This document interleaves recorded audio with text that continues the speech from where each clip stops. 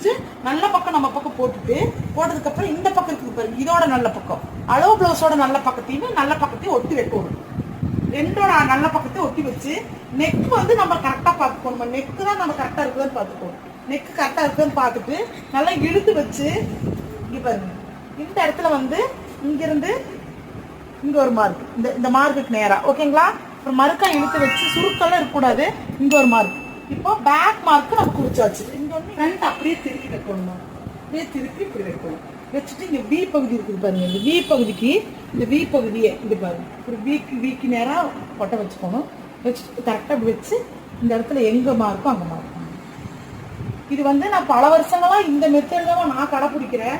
எனக்கு இதுதான் கரெக்டாக வரும். இப்போ பார்த்தீங்கன்னா இது ஊக்கு பகுதி, இது ஊக்கு பகுதி நேராக வச்சு மார்க் பண்ணிக்கோம். ஓகேங்களா?